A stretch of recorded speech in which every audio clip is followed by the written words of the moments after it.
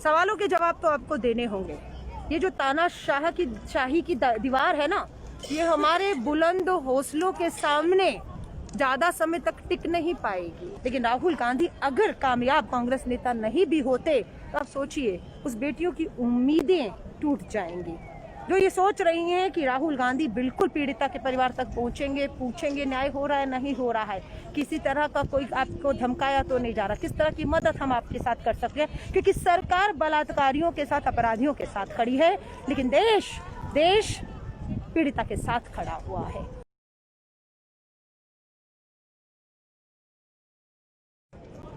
जय हिंद साथियों, लगभग 3:40 पे आप देख रहे होंगे कि DND फ्लाईओवर छावनी में तब्दील है। पुलिस की गिनती करेंगे तो हजारों की तादाद में उत्तर पुलिस प्रशासन और पुलिस छावनी और ये तानाशाही की एक दीवार बनाकर खड़ी कर दी है कि किसी को भी यहाँ से DND से आगे नहीं जाने दिया जाएगा। आज़ाद देश में है, ऐसा लगता नहीं है कि हम आज़ाद हिंदुस्तान में हैं और अपनी ही धरती, अपनी ही ज़मीन पे खड़े हैं, जहां पर हमें कुछ यूं मात्र हाथरस की पीड़िता के परिवार से मिलने जाने से रोका जा रहा है। देख रहे हैं आप, अगर इतनी ही पुलिस हमारी बेटियों की सुरक्षा में लगा दी होती अजय बिष्ट जी आपने, तो बेटियों के बलात्कार नहीं हो रहे होते। हम निहत्थों पर ये हाथ में लाठी लिए पुलिस वाले अगर यहाँ की बजाय उत्तर प्रदेश की गलियों में होते तो बलात्कारियों की हिम्मत नहीं होती इस लाठी का डर से कि वो बेटियों पे आंख भी उठा पाए। बलात्कार की बात तो बहुत दूर की है।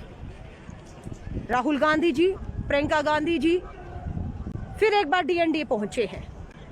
उम्मीद कर रहे हैं कि राजस्थान के मुख्यमंत्री की तर्ज पर जो उन्होंने कहा है, वसुंधरा राज्य महल छोड़िए, स्मृति ईरानी आई है राजस्थान जयपुर, मेरी पुलिस रोकेगी नहीं, मेरी पुलिस, अशोक गहलोत जी कहते हैं, आपको पीड़िता तक लेके जाएगी, उसके परिवार तक लेकर जाएगी। और अगर एक बार भी परिवार ने कह दिया कि अशोक गहलोत सरकार बलात्कारियों के साथ खड़ी है, हम हट जाएंगे सत्ता से। यहाँ उल्टा हो रहा है। यहाँ आपकी पुलिस, आपका प्रशासन हम सभी को हाथरस की पीड़िता के परिवार से मिलने से रोक रहा है। कितना आसान नहीं होता कि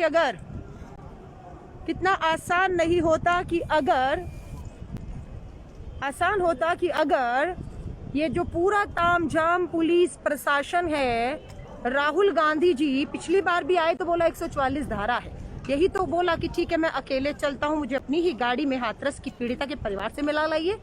नहीं, लाठियां चलाई, धक्का मुक्की की, गिरा दिया, वापस लौट गए। आज SIT की कहते हैं जांच पूरी हो गई है, मीडिया अगर अलाउ हो गया है तो क्यों नहीं पीड़िता की वकील सीमा कुशवाहा और राहुल गांधी जी, प्रियंका गांधी जी, उनको यहां से जाने दिया जाता है, क्यों नहीं? सवालों के जवाब तो आपको देने होंगे। ये जो तानाशाही की दीवार है ना, ये हमारे बुलंद हौसलों के सामने ज्यादा समय तक टिक नहीं पाएगी, क्योंकि हम यहाँ पर आए हैं उस उम्मीद को लेकर, जो उम्मीद देश की करोड़ों बेटियों की जुड़ी हुई है।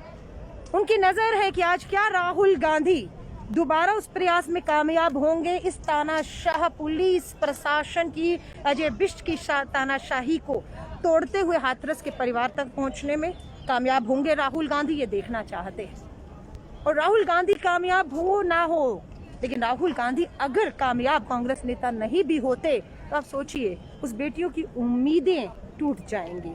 जो ये सोच रही हैं कि राहुल गांधी बिल्कुल पीड़िता के परिवार तक पहुंचेंगे, पूछेंगे न्याय हो रहा है नहीं हो रहा है, किसी तरह का कोई आपको धमकाया तो नहीं जा रहा, किस तरह की मदद हम आपके साथ कर सकते हैं, क्योंकि सरकार बलात्कारियों के साथ, अपराधियों के साथ खड़ी है, लेकिन देश पीड़िता के साथ खड़ा हुआ है।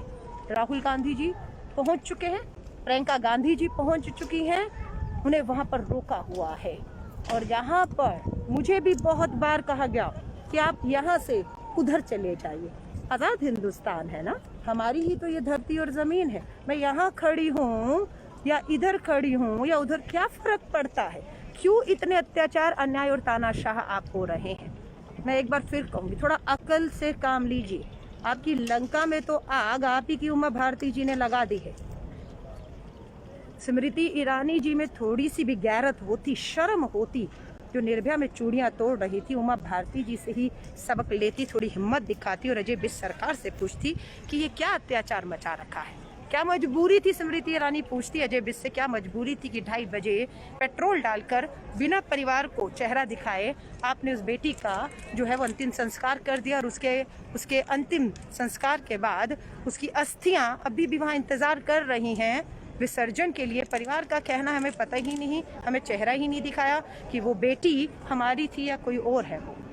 आप समझ रहे हैं, हम निहत्थे हैं, हम सब निहत्थे हैं, हमारे पास कुछ नहीं है।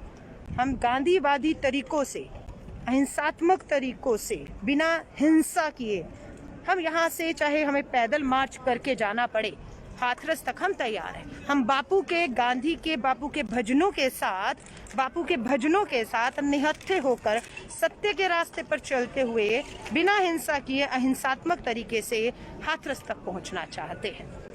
हम कानून अपने हाथ में नहीं लेंगे, हमारा ये भरोसा, हम कानून हाथ में नहीं लेंगे। लेकिन आप कौन से कानून का हवाला देकर इस आजाद भारत में हमें पीड़िता के परिवार से मिलने से रोक रहे हैं? ये कौन सा हवाला है?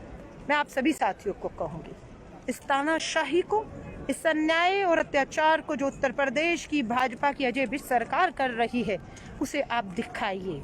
इस वीडियो को शेयर करिए देश को, क्योंकि पता नहीं, मैं तो यहाँ पर पिछले 4 घंटों से DND फ्लाईओवर पर खड़ी हूँ, पिछले 4 घंटों से। मुझे नहीं मालूम टीवी, मीडिया, अखबार में क्या रहा है, लोगों की चिंताएं क्या हैं, मुझे नहीं मालूम।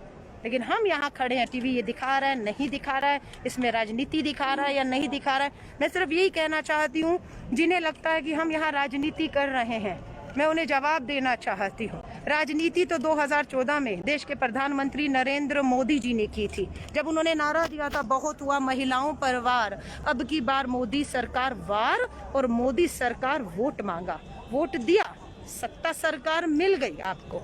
उसके बाद आप अपने वायदे को, अपने नारों को भूल गए, बहुत हुआ महिलाओं पर वार, बेटी बचाओ, भूल गए। अगर आज वही वायदा, वही नारा हम याद दिलाने के लिए सड़कों पर उतरते हैं कि आप अपने नारे को भूल गए, अपने वायदे को भूल गए, बेटियां सुरक्षित है, बलात्कार हो रहे हैं और आपकी ही सरकार बलात्कारियों को बचाने के लिए खड़ी हुई है, वो कहती है बलात्कार ही नहीं हुआ है।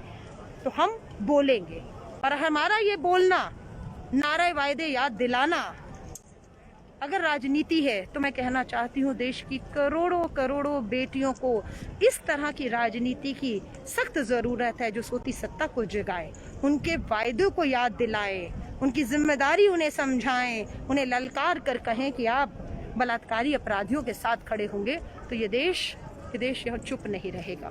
मैं आप सभी को कहूँगी, वीडियो ज़्यादा से ज़्यादा शेयर करिए। मुझे नहीं मालूम है कुछ पलों में क्या होने वाला है, हमारा अभी भी हाथ जोड़कर निवेदन है, हम निहत्थे हैं, सबको नहीं तो राहुल गांधी जी, प्रियंका गांधी जी, 2-4 लोगों को आप खुद लेकर चले जाइए हाथरस तक, परिवार से मिलवा दीजिए।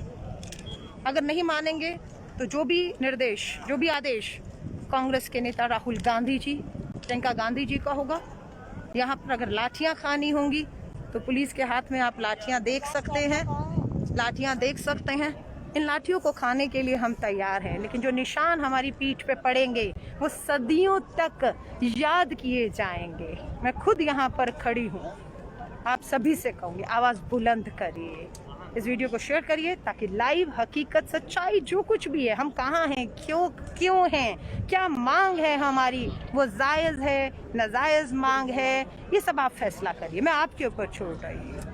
बहुत सी चीज़ों के सवाल देने होंगे सरकारों को। हमारी 4 राज्यों में सरकार है, पंजाब, छत्तीसगढ़, राजस्थान, पौंडीचेरी, 4 में हमारी सरकार है, 2 में हमारे समर्थन की सरकार है, 6 बाकी पूरे देश में, राज्यों में और देश में भाजपा की सरकार है। और आज वो भाजपा हाथरस नहीं जाती है, बलरामपुर नहीं जाती है, हरदोई, बुलंदशहर नहीं जाती है। हम तो कहते हैं कि जहां हमारी सरकार है वहां तो भाजपा विपक्ष में अपना ऐशो आराम महल छोड़िए, जाइए ना अगर अन्याय हो रहा है, लेकिन वहां नहीं जा रहे हैं। आपको पता है वहां की पीड़िता परिवारों को पूरा न्याय देने का काम जो है वो कांग्रेस की सरकारें कर रही हैं। मैं आप सभी से निवेदन करती हूँ, ये संवेदनशील मुद्दा है, आवाज़ बुलंद करिए। यहाँ की हकीकत, यहाँ की लाठियाँ, ये तानाशाह है हमारी पीठ के पीछे हैं, हम तैयार हैं लाठियों को खाने के लिए। उम्मीद तो ये है कि गांधीवादी तरीकों से, हिंसात्मक तरीकों से हम यहाँ से बापू के भजन गाते हुए हाथरस पहुँचे। लेकिन अगर ये उन्हें मंजूर नहीं है कि हम गांधीवादी तरीकों से बापू के भजनों के साथ हिंसात्मक तरीके से यहाँ से 140 किलोमीटर का मार्च करके हाथरस पहुँचे, अगर इन्हें ये मंजूर नहीं है तो जो इन्हें मंजूर है वो हमें मंजूर नहीं, क्योंकि ये चाहते हैं हम लौट जाएं एक बार फिर से। पर राहुल गांधी जी ठान कर आ रहे हैं कि वो लौटेंगे नहीं।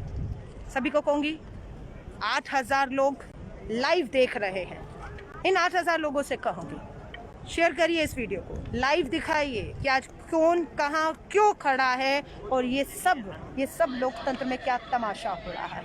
जय हिंद, जय भारत। जय हिंद साथियों, मैं इस समय DND फ्लाईओवर के पास वहाँ देख रहे हैं पूरी छावनी में तब्दील है। कोशिश क्या है हमारी कि हम किसी तरह हाथरस की पीड़िता के परिवार तक पहुंच पाएं, उनका दर्द सुन पाएं, उनके साथ जो अत्याचार अन्याय हो रहा है उसे सुन पाएं, हम पूछ पाएं क्या मजबूरी थी कि 2:30 बजे बेटी के अंतिम संस्कार में आपने इंतजार नहीं किया, पेट्रोल डालकर उसे आपने फूंक दिया। उसकी अस्थियां इंतजार कर रही है, उसका परिवार, माँ रोकर कहती रही पीली हल्दी लगाने दीजिए, भाई कहता रहा राखी का सूट पहनाने दीजिए, लेकिन तेल डालकर, पेट्रोल डालकर फूंक दिया गया। ये जवाब तो उस प्रशासन को देना होगा। यहाँ पुलिस खड़ी है, मैं इन पुलिस को कुछ दोष नहीं देती हूँ क्योंकि ये अपनी ड्यूटी कर रहे हैं। इनको जो लखनऊ से आदेश मिल रहा है ये उसका पालन कर रहे हैं। जवाबदेही इनकी नहीं, जवाबदेही उत्तर प्रदेश की अजय बिष्ट सरकार की है। क्या मजबूरी थी आपकी कि बेटी का बलात्कार 14 तारीख को होता है, FIR 16 तारीख को होती है। क्या मजबूरी थी आपकी अजय बिष्ट कि आपने 10 दिन तक FIR में बलात्कार की धाराओं को नहीं जोड़ा? क्या मजबूरी थी आपको कि आपने समय रहते हमारी बेटी को जो इलाज मिलना चाहिए था वो इलाज से मोहताज रखा? क्या मजबूरी थी कि बेटी ने दिल्ली में दम तोड़ा तो रात को 2:30 बजे लाकर उसका जो है पेट्रोल से आप शरीर फूंक देते? आपने परिवार को बंदी बनाया हुआ है, आपने मीडिया को परिवार से मिलने से रोका हुआ है, आप पीड़िता की वकील सीमा कुशवाहा को नहीं मिलने दे रहे हैं। इतिहास उठाकर देखिए, मैं देश के लोगों को कहूंगी, इससे बड़ा कोई भी अन्याय अत्याचार हो तो DM को सस्पेंड नहीं किया गया। DM को इसलिए सस्पेंड नहीं किया गया क्योंकि DM अपनी मर्जी से वो सब नहीं कर रहे थे। उन्हें लखनऊ से जो आदेश आ रहा था देश का वो मात्र पालन कर रहे थे। DM की अगर कुर्सी जाएगी तो अजय बिष्ट तुम्हारी भी कुर्सी जाएगी। इस पे नजर देश के प्रधानमंत्री जी की भी है, क्योंकि मामला कोई आम मामला नहीं है, मामला SIT। प्रधानमंत्री जी कहते हैं अजय बिष्ट SIT बिठाओ, और जो SIT बिठाई जाती है उसमें वही पुलिस, वही ADM शामिल है जो ये कहते हैं कि बेटी का तो बलात्कार हुआ ही नहीं है। बीजेपी का IT सेल कहता है बेटी की जबान तो कटी ही नहीं थी, वरना वो बयान कैसे दे पाती? इससे ज्यादा संवेदनशील, शर्मनाक क्या बात हो सकती है? कुछ तो है जिसे छुपाया जा रहा है। क्या मजबूरी है भाजपा के अजय बिष्ट मुख्यमंत्री की जो पीड़िता के परिवार के साथ नहीं, जो बलात्कारियों के साथ खड़े हुए हैं? मैं आप सभी से कहूँ, आवाज बुलंद करिए।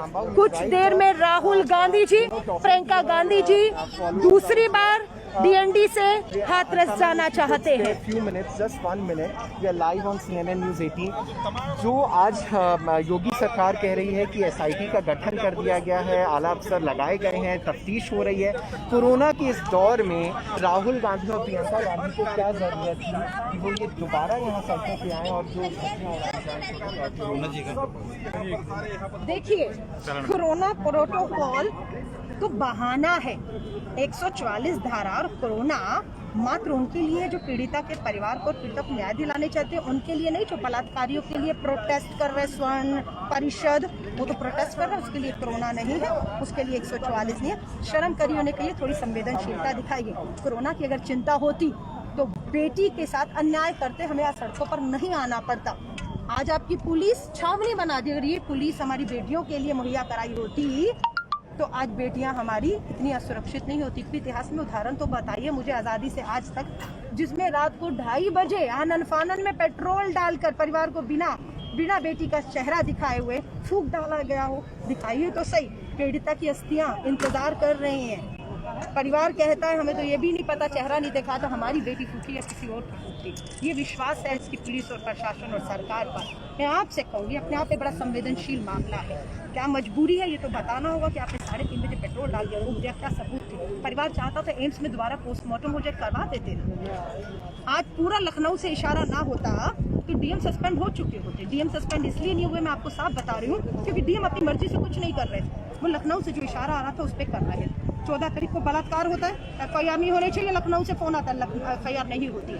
अब कांग्रेस पार्टी की क्या डिमांड रहेगी इस पूरे प्रकरण? देखिए हमारी डिमांड क्या है, न्याय हो, एक शब्द न्याय हो। पीड़िता के परिवार से अगर राहुल गांधी जी, प्रियंका गांधी जी, दूसरे राजनीतिक दलों के लोग, विपक्षी नेता मिलना चाहते हैं, उनको उनके दर्द में बांटना चाहते हैं, उनसे मदद पूछना चाहते हैं, उनसे ये सुनिश्चित करना चाहते हैं कि उनको लग रहा है न्याय हो रहा है या नहीं हो रहा है। उन्हें एसआईटी जो प्रधानमंत्री जी के कहने के बाद बिठाई गई, परिवार को उस एसआईटी पे यकीन नहीं है। क्यों यकीन नहीं है? उस एसआईटी में जांच में वही पुलिस वाले शामिल हैं जिसके बड़े अधिकारी एडीएम कह चुके बलात्कार तो हुआ ही नहीं है। जब 14 को बलात्कार होगा, 10 दिन के बाद आप फोरेंसिक जांच के लिए सैंपल इकट्ठा करेंगे तो कौन से सबूत मिलेंगे? और इन पुलिस प्रशासन को कानून हम नहीं तोड़ रहे, कानून की जानकारी इन्हें नहीं है, इसलिए इनसे गलतियां हो रही हैं। इन्हें समझा दीजिए। आईपीसी की धारा निर्भया के बाद में ये कहती है, कानून में लिखा है कि अगर बेटी कहती है मेरे कपड़े फाड़े गए, मुझसे जबरदस्ती की गई, जबरन किया गया, तो वो भी बलात्कार की श्रेणी में आएगा। आपको सैंपल ढूंढ के साथ अब देख लीजिए, जब एडीएम ऐसा बयान देता है, हाँ, तो आप सोच लीजिए न्याय कहाँ है? परिवार चाहता है जज के अधीन सीबीआई की जांच हो। हम उस परिवार की मांग के साथ खड़े हुए हैं। हम आपसे कहते हैं कि ये न्याय तो करना होगा। राहुल गांधी जी पहुंच चुके हैं। पुलिस प्रशासन से पूरी उम्मीद करते हैं कि आप उन्हें अपनी गाड़ी में ले जाइए, अपनी गाड़ी में इजाजत करिए, परिवार तक ले जाइए। अगर आप रोकेंगे तो ये दीवार ही नहीं गिरेगी, योगी आदित्यनाथ की सरकार गिरेगी। बहुत बहुत शुक्रिया। मैं आप सभी को